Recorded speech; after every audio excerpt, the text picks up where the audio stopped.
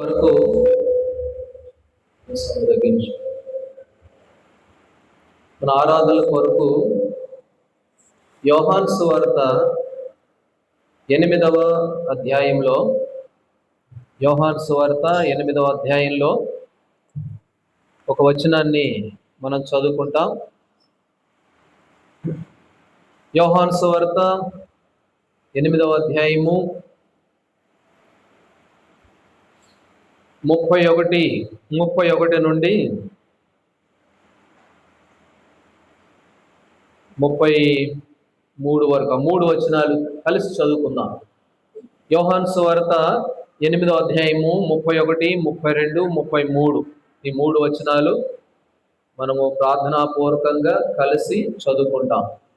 కాబట్టి యేసు తాను నమ్మిన యూదులతో, మీరు నా వాక్యమందు నిలిచిన వారైతే నిజముగా నాకు శిష్యులై ఉండి సత్యమును గ్రహించెదరు.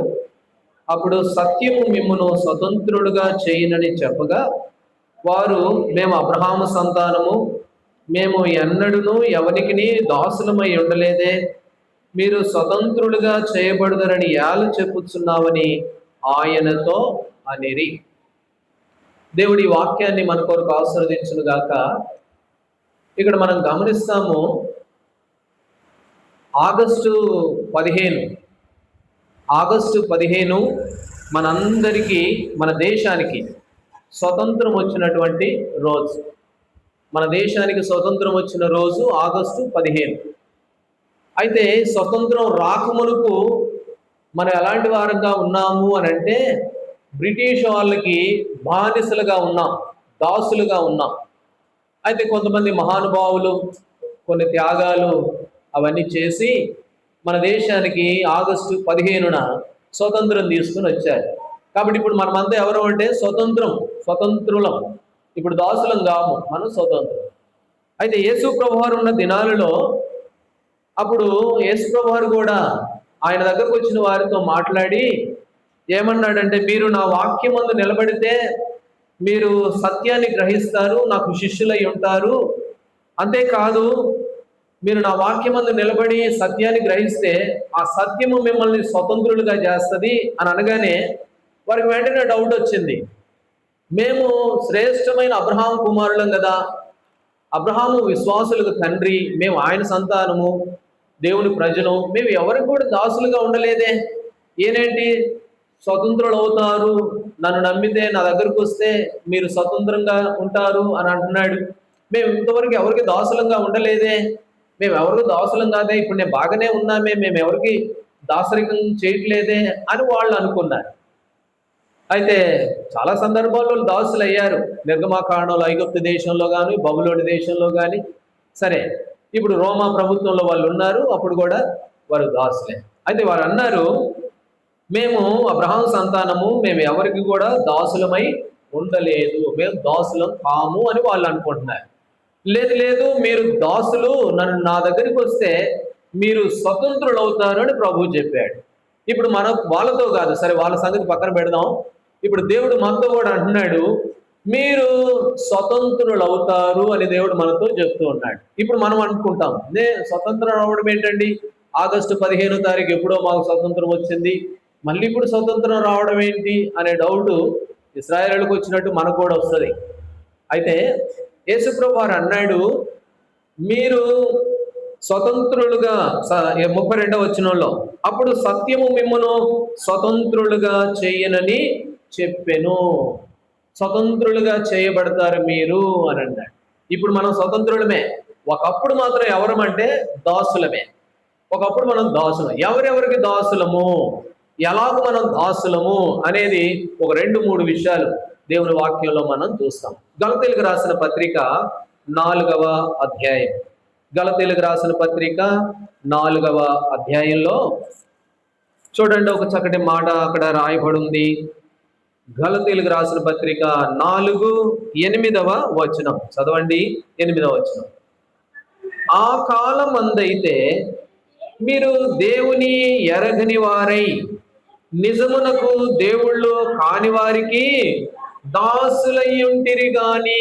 చాలు, ఆ కాలమందైతే, ఇప్పుడు కాదు, ఇంతకు ముందు ప్రభు దగ్గరకు రాక మునుపు, ప్రభువుని ఎరగక మునుపు మీరేమై ఉన్నారు అని అంటే, నిజమునకు దేవుళ్ళు కాని వారికి ఏమై ఉన్నారట? దాసులై ఉన్నారు. నిజమునకు దేవుళ్ళు కాని వారికి ఏమై ఉన్నాము అని అంటే, మనము దాసులమై ఉన్నాం. మనము చూడటానికి బాగానే కనబడుతున్నాం, స్వతంత్రంగానే ఉన్నట్లుగా ఉన్నాం. కానీ ఒకప్పుడు మన జీవితాల్లో మనం ఎవరిమేనంటే మనం దాసులం.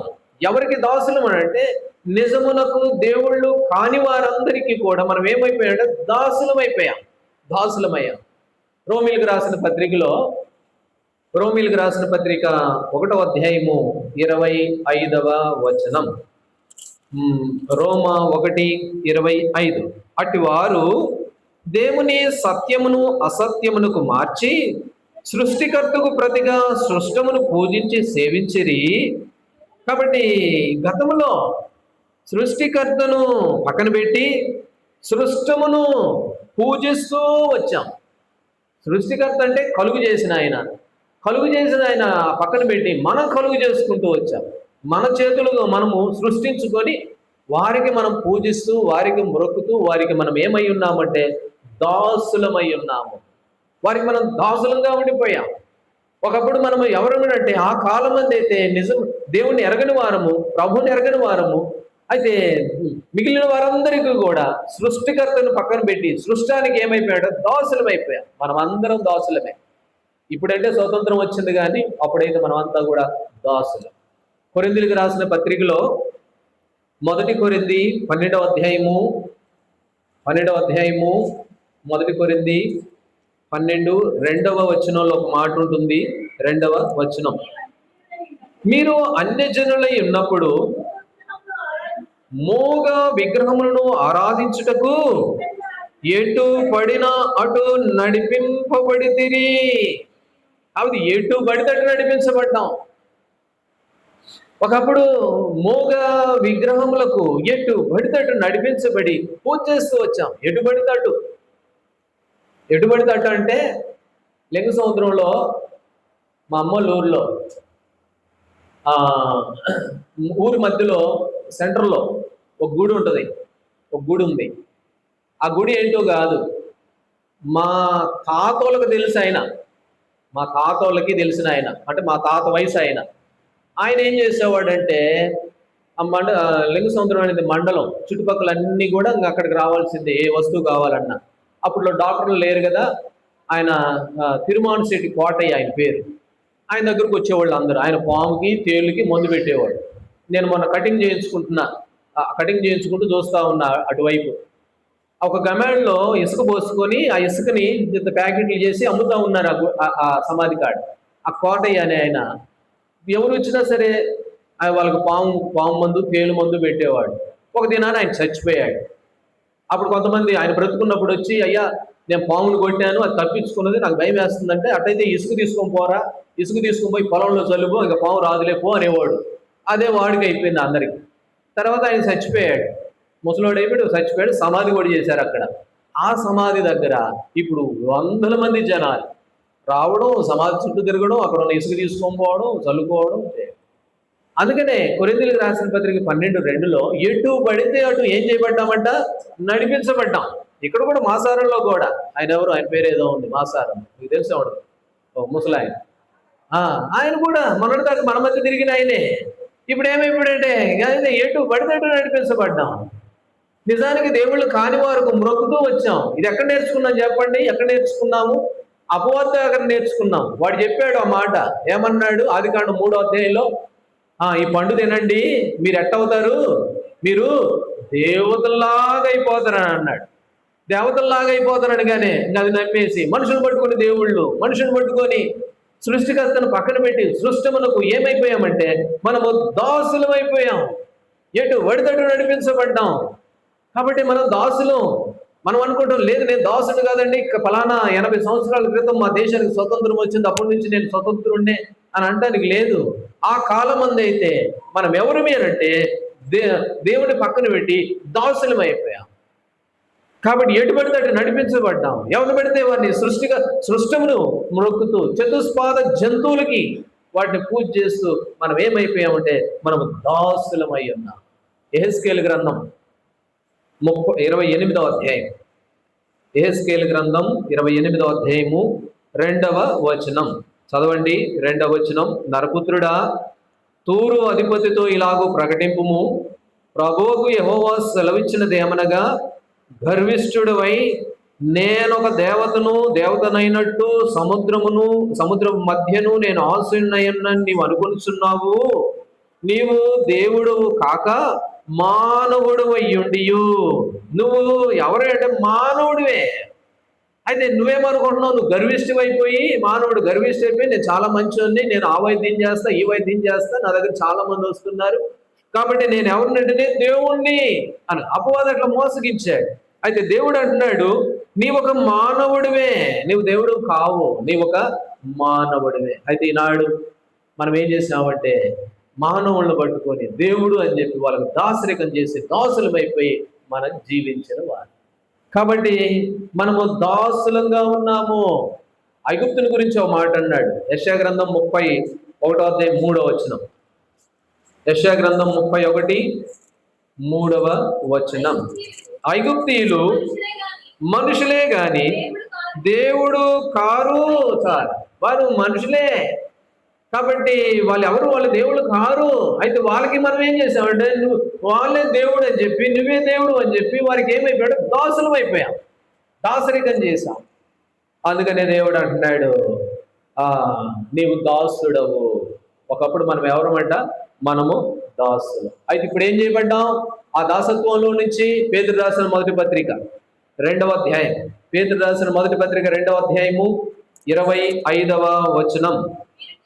మీరు గొర్రెల వలె దారి తప్పిపోతిరి గాని ఇప్పుడు మీ ఆత్మల కాపురియు అధ్యక్షుడునైన ఆయన వైపునకు.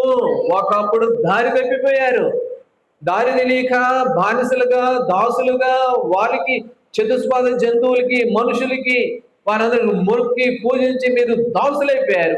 ఇప్పుడు మాత్రము ఏం చేయబడ్డారు?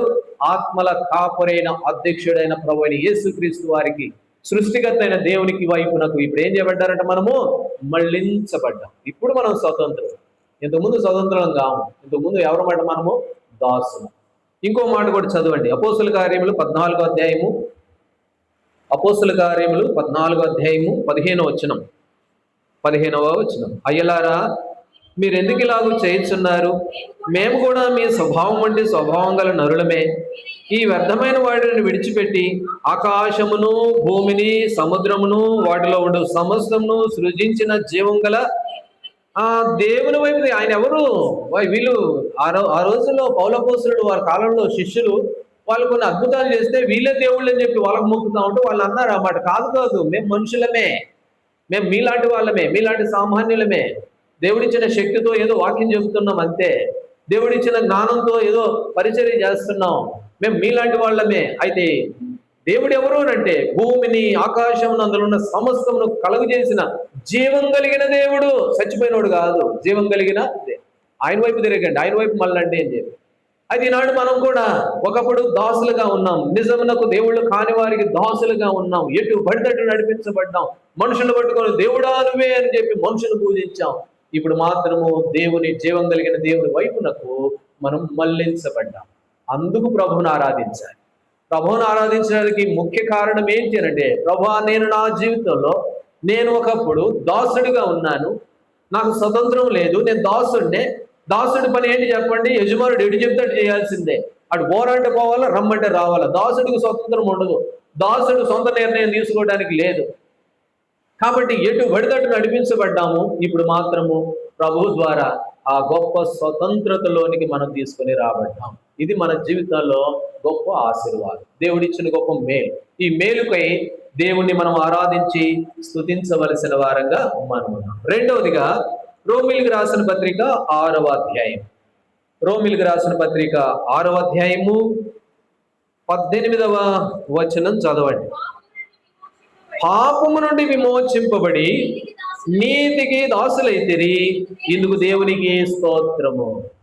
ఇప్పుడు మళ్ళీ పౌలపోస్తుడు అంటున్నాడు, మీరు పాపము నుండి విమోచించబడి ఏమైపోయారంటే ఇప్పుడు నీతికి దాసులయ్యారు. ఇంతకు ముందు ఇంతకుముందు నీతికి దాసులు కాకముందు ఎవరు దేనికి దాసులము?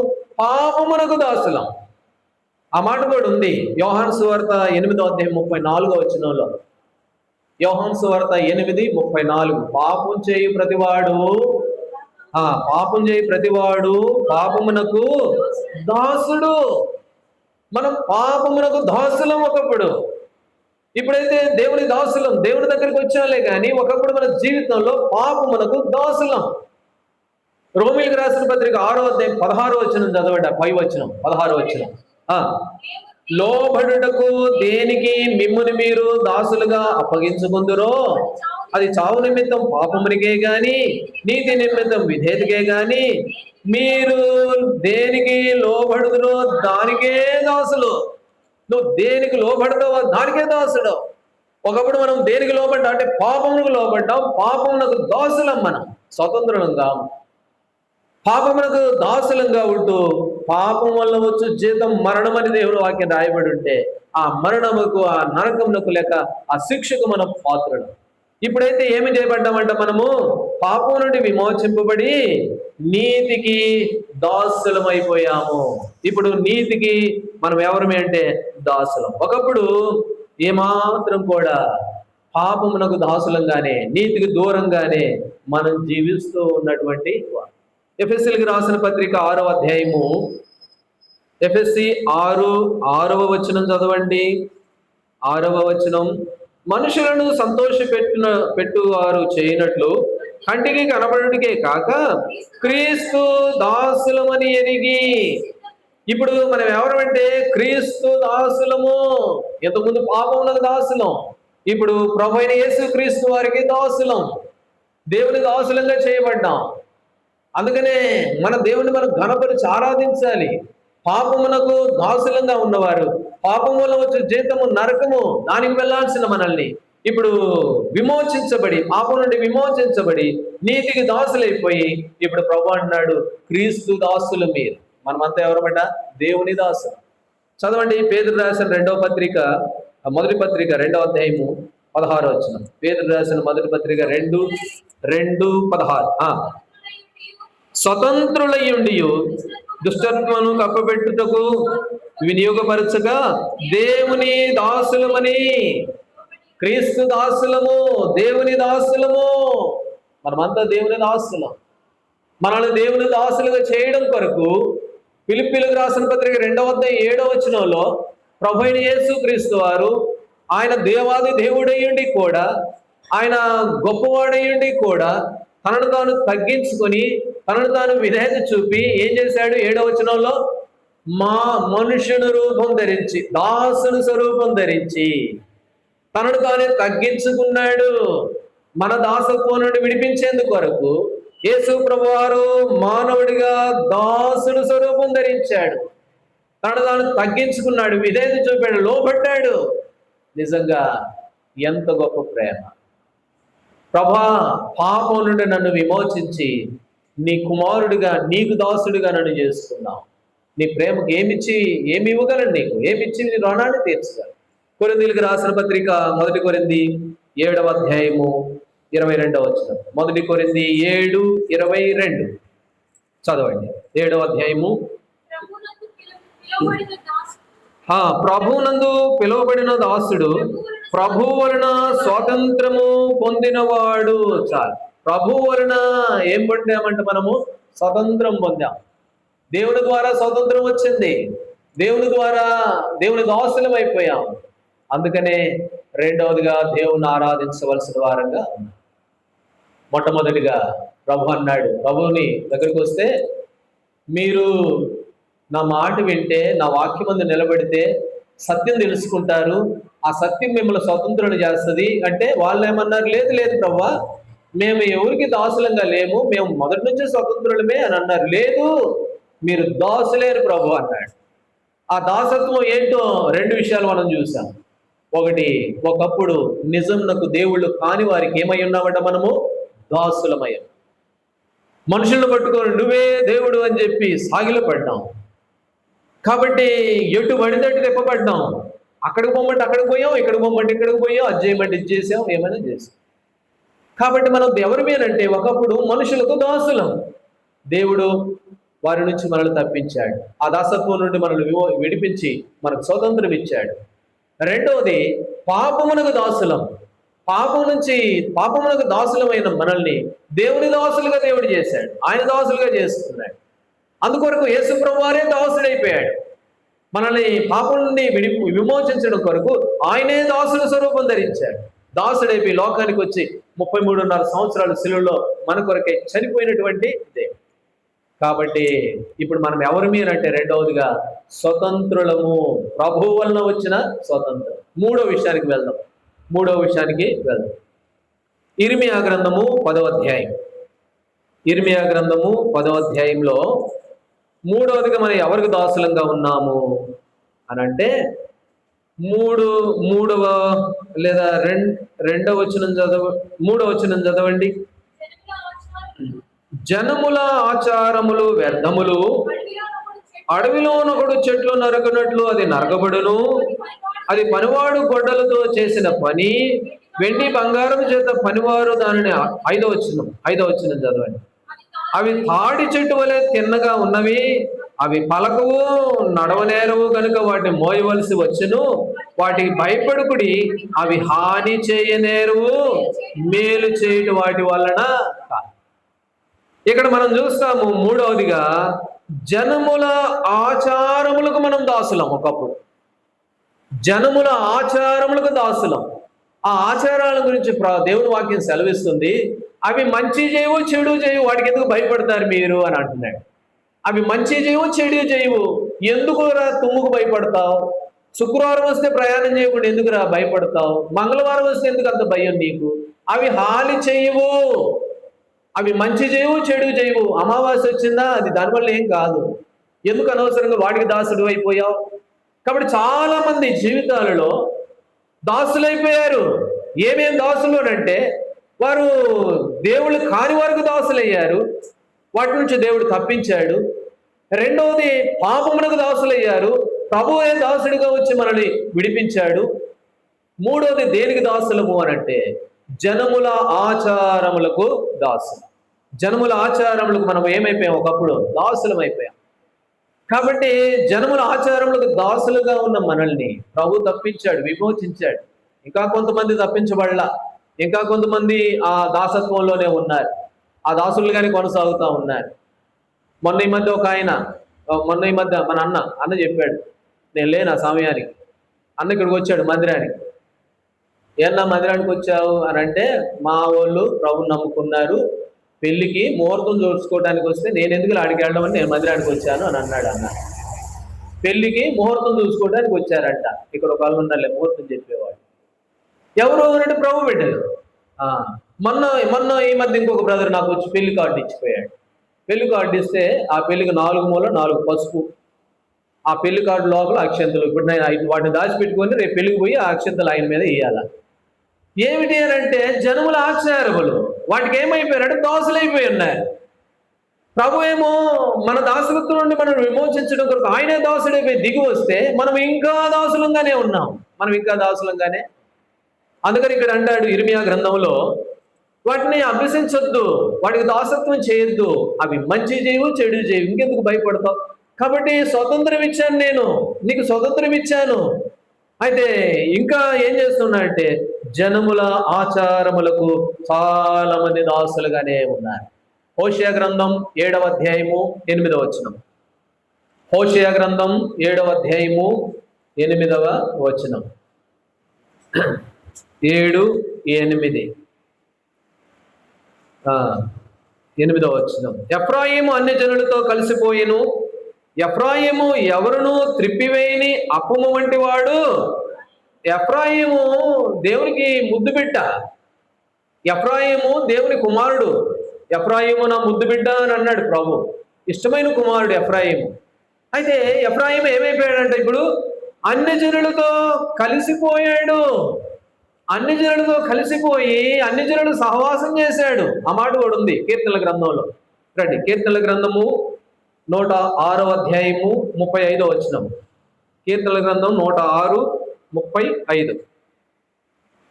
అన్ని జనులతో సహవాసం చేసి వారి క్రియలు నేర్చుకునిరి. ఎఫ్రాయిము అన్ని జనులతో కలిసిపోయి 6 నెలలు స్నేహం చేస్తే వీరు వారవుతారు కదా, వీరు వారవలేదు కదా, వారు వీరైపోయారు. అన్ని జనులతో కలిసిపోయాడు, వారితో కలిసిపోయి వారితో సహవాసం చేసి వారి వారి క్రియలన్నీ నేర్చుకున్నాడంట. వారి క్రియలన్నీ నేర్చుకున్నాడు. ఇప్పుడు ఎవరు చెప్పండి? ఎఫ్రాయిము దాసుడు. ప్రౌఢులమైన మనము ఎట్లాంటి వారమంటే, నిజమునకు దేవుళ్ళు కాని వారికి దాసులంగా ఉంటే దేవుడు తప్పించాడు. అందువరకు మనం అందరం తెలుసు. ఇప్పుడు మనం ఎవరికి మొక్కము, దేవునికి మొక్కుతాం, అందులోంచి తప్పించబడ్డాం. ఒకటి. రెండవది, పాపములకు దాసులుగా ఉంటే పాపం నుంచి కూడా దేవుడు తప్పించాడు, విమోచించాడు. అయితే మూడో దాని దగ్గరికి వచ్చేసరికి చిక్కుబడిపోయాం. మూడో దాని దగ్గరికి వచ్చి ఇంకా విడిపించబడలా. మూడో దాని దగ్గర ఆగిపోయాం కొంతమంది. ఏమిటి అనంటే, జనముల ఆచారములకు దాసులం అయిపోయాం. జనముల ఆచారములకు దాసులం అయిపోయి ఆ దాసత్వంలోనే కొనసాగుతూ ఉంది. ఎందుకనంటే ఎఫ్రాయిము అన్యజనులతో కలిసిపోయాడు, వారి క్రియలు నేర్చుకున్నాడు, వారి ప్రకారం ప్రవర్తిస్తూ ఉన్నాడు. లేవీకాండం 18వ అధ్యాయం. లేవీకాండము 18వ అధ్యాయము 30వ వచనం. లేవీకాండము 18 30వ వచనం. కాబట్టి మీకంటే ముందుగా ఉన్నవారు అనుసరించిన ఆ హేయమైన ఆచారములలో దేనినైనను అనుసరించుట వలన కలుగు చేసుకున్నట్లు మీకంటే ముందుగా ఉన్నవారు వారు అనుసరించిన హేయమైన ఆచారాలు అంటాంగా మనం. పెద్దోడు చెప్పాడు రా, పెద్దోళ్ళు చెప్పారు. ఎందుకు చెప్పారని ఏమో తెలియదు. పోవద్దన్నారు, పోమంతే. పెద్దోళ్ళు చెప్పారు, పెద్దోళ్ళు మాట కూడా లెక్క చేయవా నువ్వు అన్నాడు. ఏంటి ఆ పెద్దోడు వాడేమో తెలుసో తెలియకపోయాడు అటు. ఇక ఆ దారిని మనం కూడా పోతా ఉంటాం. పెద్దోళ్ళు పంచి కట్టుకున్నారు, ఇప్పుడు కట్టుకోమంటే కట్టుకుంటారు. ప్యాంట్ కావాలా, ఇప్పుడు జీన్స్ కావాలా. మరి పెద్దోళ్ళు చేశారుగా అంటే లేదు, అది తప్పుకుంటాం, ఇది మాత్రం తప్పించుకుంటాం. ఇక్కడ అంటాడు, జనముల ఆచారములకు దాసులమైపోయాం. జనముల ఆచారములకు దాసు. పాపం నుండి దాసులంగా ఉంటే దేవుడు విడిపించాడు, మనం తప్పించబడ్డాం. నిజములకు దేవుళ్ళు కాని వారికి దాసులంగా ఉంటే దాని నుంచి కూడా మనం విడిపించబడ్డాం. అయితే మీకంటే ముందుగా ఉన్నవారు వారు చేసిన ఆచారములు, హేయమైన ఆచారములు మీరు అనుసరించకూడదు అని దేవుని వాక్యం సెలవిస్తుంటే మనం ఇంకా అనుసరిస్తూ మనం ఇంకా ఏమన్నా దాసులు. మనం దాసులమే, ఇంకా స్వతంత్రులం కాల. ఆగస్టు 15 స్వతంత్రం వచ్చిన రోజు.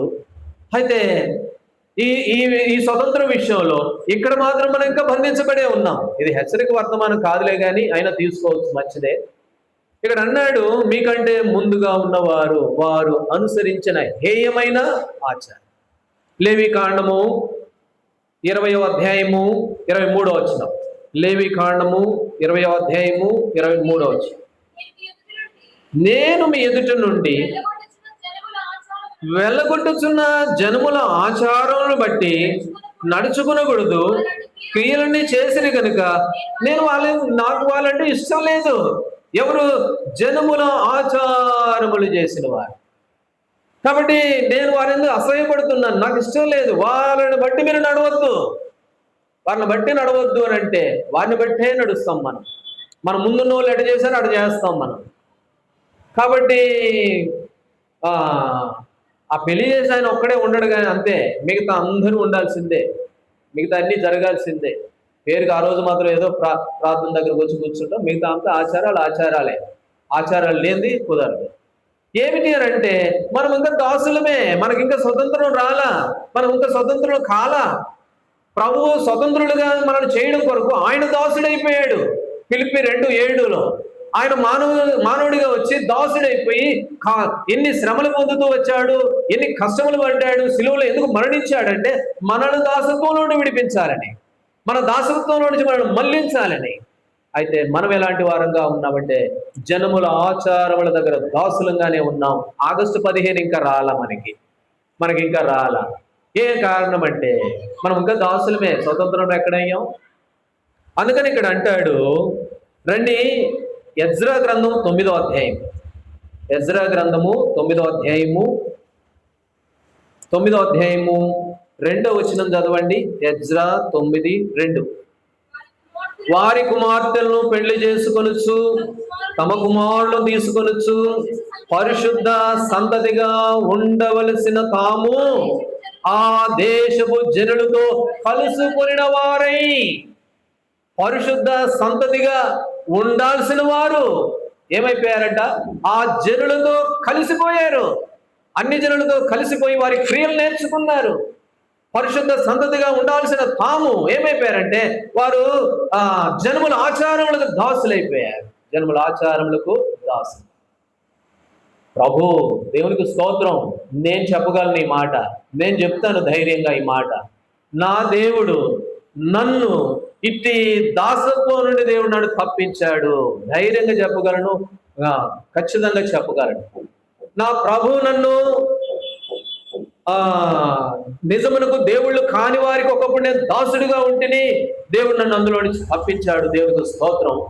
రెండవది, నేను పాపమునకు దాసుడిగా ఉంటేని దేవుడు నా పాప దాసత్వం నుండి నీతికి దాసుడిగా చేశాడు. మూడవదిగా, నేను జన్మల ఆచారములకు దాసుడిగా ఉంటేని అయితే దేవుడు ఆ దాసత్వం నుంచి నాకు ఆగస్టు 15 నాకు ఎప్పుడో ఇచ్చేసి. అయితే ఈ మాట మనం కూడా చెప్పగలగాలి ధైర్యంగా. చెప్పగలవా ఈ మాట? చెప్పగలవా? ఈరోజు చాలా మంది ప్రభు బిడ్డలే, మళ్ళీ బయట వాళ్ళు కూడా కాదు. గుణదలు పోతే అందరు కనపడతారు. ఆండే గుణదలు పోయామనుకోండి కనపడతారు. ఏమంటే జన్మల ఆచారం. బిడ్డకి జుట్టు ఇవ్వాలండి, ఆచారం. అంతేకాదు, పెళ్ళి వస్తే చాలు లోపల అక్షంతలు. ఇప్పుడు వాటిని నేను దాచిపెట్టాలా, ఆ కార్డులో ఉన్న అక్షంతల్ని. మరి రేపొద్దున పోయి ఆ కార్డులో ఉన్న అక్షంతలు ఆయనకి వేయాలా? ఏంటి జన్మల ఆచారములు. ఎవరంటే ప్రభు బిడ్డలు. ఏమన్నా ఇక్కడికి వచ్చామనంటే, నేను ఇక్కడ మనోళ్ళు వచ్చారన్నా, వాళ్ళు బ్రాహ్మణుల కాడికి పోయారు అంటే ఎందుకన్నా అంటే వాళ్ళు ప్రభు బిడ్డలే, మూర్తం చూపించుకోవడానికి వచ్చారు. ఏంటి జన్మల ఆచారం. వాటికి ఇంకా దాసులుగానే ఉన్నారు.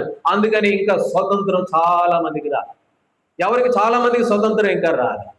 ఇక్కడ మనం చూస్తాము, ప్రభు అన్నాడు యోహాను సువార్త 8వ అధ్యాయంలో, మీరు నాకు నిజంగా శిష్యులు అవుతారు, నా యందు విశ్వాసం ఉంచితే సత్యము మిమ్మల్ని ఏం చేస్తుంది? స్వతంత్రులుగా చేయను అని అంటే. స్వతంత్రులుగా దేవుడు నన్ను చేశాడులే కానీ ఇంకా చాలా మందిని చేయలా. కాబట్టి స్వతంత్రంగా చేయబడిన వారు దేవుని ఆరాధిస్తే ప్రభు సంతోషిస్తాడు. అవును, నా కుమారుడు, నా కుమార్తె, ఆమె చెప్తున్న మాట వాస్తవము. నేను ఆమెను విమోచించా, ఆమెను విడిపించా. కాబట్టి ఆమె ఆరాధన నేను అంగీకరిస్తాను. ప్రభు ఇష్టపడతాడు. లేకపోతే నువ్వు నేర్చుకున్న దాన్ని బట్టి ఏదో చేస్తే ఆ దేవుడు అంటాడు, చూడు ఎంత అబద్ధం ఆడుతుందా ఆమె. నిన్ననే అమావాస్య వచ్చేసరికి దెబ్బ అయిపోయింది ప్రయాణం, మళ్ళీ ఇప్పుడేమో వచ్చేసి ఆరాధన చేస్తా ఉంది. ప్రభు అంటాడు పైనుంచి, తుమ్మితే చాలు ఆమె బ్రతుకు బయటపడుతుంది. మళ్ళీ ఇప్పుడు వచ్చేసి అంత ఆత్మతో సత్యంతో ప్రభువా అంటుంది చూడు అని అంటాడు. కాబట్టి ప్రభు బిడ్డలంగా మనం జ్ఞాపకం చేసుకోవాలి, దేవుడు మనకి స్వతంత్రం అనుగ్రహించాడు. నిజంగా మనం స్వతంత్రంగా చేయబడి ఉంటే ఈ 3 అనుభవాల్లో నుంచి మనం విడిపించబడాలి. ఏమిటి 3 అనుభవాలు అనంటే, ఒకటి, నిజమునకు దేవుళ్ళు కాని వారికి ఒకప్పుడు దాసులం, గలతీ 4లో. అయితే దేవుడు మరి ఎటు పడితట్టు తిప్పబడ్డాం, ఎటు చెట్టు దేవుడనే పుట్ట దేవుడే వాడిని సాగిలపడ్డాం. ఎందుకంటే దాసులం, స్వతంత్రం లేదు. సృష్టికర్తను పక్కన పెట్టి సృష్టానికి పూజించాం, చతుస్పాద జంతువులకు బ్రొక్కాం. అయితే దేవుడు అందులోంచి, ఆ దాసత్వంలోంచి మనల్ని తప్పించాడు. ఆ దాసత్వంలోంచి మనల్ని దేవుడు విమోచించాడు. అందుకనే దేవుని ఆరాధించాలి మొట్టమొదటి తలంపులో. రెండవది ఏమిటి అనంటే, పాపమునకు దాసులము, దేవుడు పాపం నుంచి మనల్ని తప్పించాడు. పాపం నుండి తప్పించి నీతికి దాసులుగా చేశాడు. ప్రభు అన్నాడు లేవికాండం 25:25లో ఏమన్నాడు? ఇశ్రాయేలీలు నాకే దాసులు అని అన్నాడు. ఒకప్పుడు పాపమునకు దాసులం కానీ ఇప్పుడు దేవునికి దాసులం అయిపోయాం. నిజంగా దాని గురించి కూడా మనం అందుకని మనకి ఆగస్టు 15 జరుపుకోవచ్చు. ఆగస్టు 15 నిన్న పోయిందిలే కానీ, అయితే ఆదివారం ఈరోజు మనం దాని గురించి మాట్లాడుకోవచ్చు, తప్పులే. ఏంటంటే స్వతంత్రం వచ్చింది మనకి, నిజమైన స్వతంత్రం వచ్చింది. అయితే మూడవది ఏమిటి అంటే, ఇర్మియా గ్రంథం 10వ అధ్యాయం 3-5 వచనాలలో, జనముల ఆచారములు వ్యర్థములు కాబట్టి వాటిని అనుసరించొద్దు అని ప్రభు అన్నాడు. ఒకవేళ అనుసరిస్తూ ఉంటే నీకు ఇంకా స్వతంత్రం రానట్టే, నువ్వు ఇంకా స్వతంత్రం పొందలా. పెద్దవారు మనకంటే ముందున్న వారు ఎట్లా నడిచారు, మనం అట్లా నడిస్తే అది హేయమైనది, దేవునికి ఇష్టం లేదు. కాబట్టి దాని నుంచి కూడా దేవుడు తప్పించడం కొరకే యేసుప్రభువు వారు ఎండవేళలో సిలువలో మంచినీళ్ళు అవుతున్నా కూడా, దాహం వేస్తున్నా కూడా ఓర్చుకొని సహించి నా దేవా నా దేవా అని కేకలు పెట్టాడే కానీ ఆయన అరచి ప్రాణాన్ని అప్పగించింది ఎందుకనంటే ఆ దాసత్వంలోంచి నా బిడ్డల్ని ఎలాగైనా సరే తప్పించాలని. పోని చివరి రక్తం పట్టు వరకు పోని, ఎంతైనా పోని పర్వాలేదు పోని, సంపూర్ణంగా కాచాడు యేసుప్రభువు వారి రక్తం. ఎందుకనంటే ఆ దాసత్వంలోంచి నా బిడ్డలు తప్పించబడాలా, ఈ జన్మల ఆచారం నుంచి తప్పించబడాలా, పాపం నుంచి విమోచించబడాలా, నిజమునకు దేవుడు కాని వారి నుంచి వారు తప్పించబడాలా అని చెప్పి యేసు ప్రభువారు ఆయన శిలువలో మరణిస్తూ వచ్చాడు. ఎజ్రాలు అన్నాడు కదా, పరిశుద్ధ సంతతిగా ఉండాల్సిన తాము ఏమైపోయారంట, అన్ని జనులతో కలిసిపోయి అన్ని జనుల క్రియలన్నీ నేర్చుకున్నారు. వాళ్ళు ఎట చేశారో మనం అటు చేయడమే, వాళ్ళు ఎట నడిస్తే మనం అటు నడవడమే. నేను అందుకని ఎక్కువ శాతం మంగళవారం శుక్రవారం ప్రయాణం చేస్తాను. ఎందుకు చెప్పండి? మంగళవారం శుక్రవారం అన్నీ ఖాళీ, నేను ఫ్రీగా వెళ్ళిపోతాను. ఎందుకంటే బస్సులు ఖాళీగా ఉంటాయి, ట్రైన్లు ఖాళీగానే ఉంటాయి. కాబట్టి పరిశుద్ధ సంతతిగా ఉండాల్సిన వారు దేనికి దాసులైపోయారంటే ఆచారములకు దాసులైపోయారు. రండి దానియేలు గ్రంథం 6వ అధ్యాయం. దానియేలు గ్రంథం 6వ అధ్యాయము, దానియేలు గ్రంథం 6వ అధ్యాయము 27వ వచనం చదవండి తీసిన వారు. దానియేలు గ్రంథం 7వ అధ్యాయము, అదే 6వ అధ్యాయము 27వ వచనం. ఆయన విడిపించువాడును రక్షించువాడునయ్యుండి పరమందును భూమి మీదను సూచక క్రియలను ఆశ్చర్య కార్యములను చేయవాడు. ఆయన విడిపించువాడు, తప్పించువాడు, రక్షించువాడు ఆయనే ప్రభువైన యేసుక్రీస్తు. ఆయన దగ్గరకు రాబడ్డాం మనం. ఆయన ఎవరు అనంటే విడిపించువాడు, తప్పించువాడు. మనం ఏం చేస్తాము? ఇర్మియా గ్రంథం 10వ అధ్యాయం 5వ వచనంలో అవి మేలు చేయవు కీడు చేయవు, వాటికి భయపడుతున్నాయన అంటే మనం వాటికే భయపడతాం. దేనికి? వేటికి? వాటికి, ఆచారాలకి. అవి మేలు చేయవు కీడు చేయవు, నేనే మిమ్మల్ని తప్పించువాడును రక్షించువాడును మిమ్మల్ని భద్రపరచువాడు నేను అని అంటే, మీరు నిజమేలే కానీ ప్రభు మీరు కొద్దిసేపు అట్టు ఉండండి, నేను మాత్రం వీటిని పట్టుకుంటాను. 12 మా పెళ్ళిళ్ళు మరి ఇదిగా ఉంటాయి. మా పెళ్ళిళ్ళు ఎప్పుడు ఉంటాయి? తెల్లవారుజామున ఉంటాయి. అప్పుడు ఎవరు ఉంటాడు పెళ్ళికి? అందరూ నిద్రలో ఉంటారు. తెల్లవారుజామున ఉంటాయి మా పెళ్ళిళ్ళన్నీ. మరి ఏమో మరి మా మా మా వంశంలో మా మా మా కులంలో అలా ఉంటుందో ఏమో. కాబట్టి ఇక్కడ అంటాడు విడిపించువాడును తప్పించువాడును ప్రభువైన యేసుక్రీస్తు. ప్రకటన గ్రంథం 1వ అధ్యాయం 6వ వచనం. ప్రకటన 1:6. మన పాపముల నుండి మనల్ని విడిపించిన వానికి, చదవండి ఆ మాట, మనల్ని ప్రేమించచ్చు విడిపించువానికి మహిమయు ప్రభావమును యుగ యుగములకును కలుగు. ఆయనకి ఆరాధన, ఆయన ఘనపరచండి. మనల్ని విడిపించువాడు, తప్పించువాడు, రక్షించువాడు ప్రభువైన యేసుక్రీస్తు వారు. ఆయన ద్వారా తప్పించబడ్డాం, విడిపించబడ్డాం, విమోచించబడ్డాం. అందుకనే మన దేవుణ్ణి ఆరాధించాల్సిన కారణాలు చెప్తున్నాను నేను. దేవుని ఎందుకు ఆరాధించాలి అంటే, దేవుని కాని వారికి దాసులుగా ఉన్న మనల్ని స్వతంత్రులుగా చేశాడు. రెండోది, పాపములకు దాసులుగా ఉన్న మనల్ని తప్పించి నీతికి స్వతంత్రులుగా దాసులుగా చేశాడు. మూడవది, జనముల ఆచారములకు దాసులుగా ఉన్న మనల్ని ఆయన విమోచించి విడిపించి రక్షించాడు. అందుకనే దేవుణ్ణి ఆరాధించవలసిన వారంగా.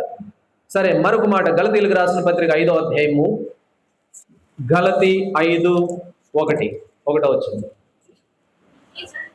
ఈ స్వతంత్రము అనుగ్రహించి క్రీస్తు మనలను స్వతంత్రులుగా చేసి ఉన్నాడు. కాబట్టి మీరు స్థిరముగా నిలిచి మరలా దాస్యమనే కాడి కింద చిక్కుకోవద్దు. యేసు ప్రభువారు 2026 సంవత్సరాల క్రితం నీకు స్వతంత్రం ఇచ్చాడు. అందుకనే ఈ స్వతంత్రం దేవుడు మనకు అనుగ్రహించాడు. మళ్ళా పోయి నువ్వు ఆ దాసుడుగా చేయొద్దు, మళ్ళీ ఆ దాసుడుగా ఉండబాకు, మరలా పోయి ఆ దాసత్వంలో నువ్వు ఉండద్దు. ప్రభు చెప్తాడు, మీరు నాకే, ఇశ్రాయేలీయులు నాకే దాసులు. లేవి 25:25. కాబట్టి దేవుడు మనకి స్వాతంత్రం అనుగ్రహించాడు కనుక, ప్రభువా నీవిచ్చిన స్వతంత్రం కొరకై మీకు వందన స్తోత్రం. నిజమైన స్వాతంత్రం నేను పొందుతున్నాను, నిజమైన స్వాతంత్రం నేను అనుభవిస్తున్నాను. ఇప్పుడు ఏమిటి ఈ స్వాతంత్రము అని అంటే, ఒకప్పుడు ఎటు బడితట్టు తిప్పబడ్డా, ఎటు బడితట్టు పోయా. నాకు తెలుసు, మా నాన్నోళ్ళ నాన్నకు తెలుసు ఆ పలానా ఆయన పేరు తెలుసు, ఆయన కూడా తిరిగాడు. అయితే వాళ్ళు పోయారులే కానీ నేను పోయి నువ్వే మా దేవుడు అని చెప్పి ఆయనకి మొక్కుతా ఉన్నా. ఆయన మనిషే, మొన్నటి దాకా మధ్యలో తిరిగిన ఆయనే, తెలిసి కూడా పోయి ఏమంటే అపవాది చెప్పాడు, వాడి మాట నమ్మాను నేను. ఏమన్నాడు అపవాది? మీరు దేవతల్లాగా ఉంటారు అని అన్నాడు. అవ్వ దగ్గరికి వచ్చి నిజమేననుకొని మనుషులు పట్టుకుని దేవుడు అని చెప్పి వాడికి దాసుని అయిపోయాను. రెండవది, నేను పాపములకు దాసుని అయిపోయాను. పాపములో జీతం మరణము, నరకము. అయితే దాని నుంచి నన్ను తప్పించారు. మూడవది, నేను జన్మల ఆచారములకు దాసుణ్ణి, ఇంకా దాసున్నే అని కూడా మనసులో బయటకు అనొద్దులేండి, బాగోదు.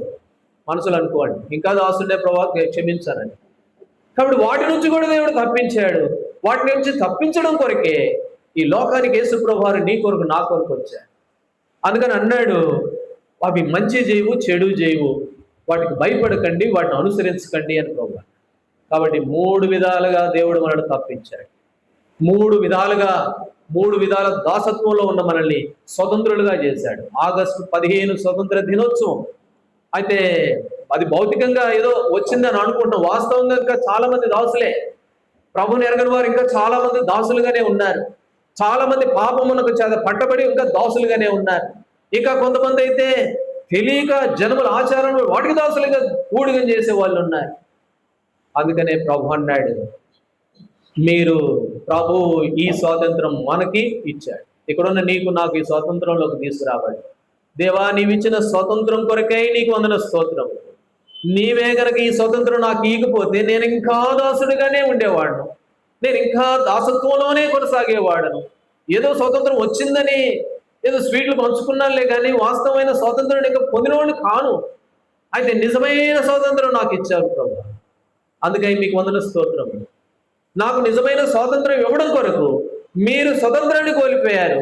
ఫిలిప్పి 2:7 మానవుని స్వరూపం ధరించి దాసుడైపోయి రిక్తుడైపోయి తనను తాను తగ్గించుకున్నాడు. దాసుడైపోయాడు యేసు ప్రభువారు కూడా మన దాసత్వం నుంచి విమోచించడం ద్వారా.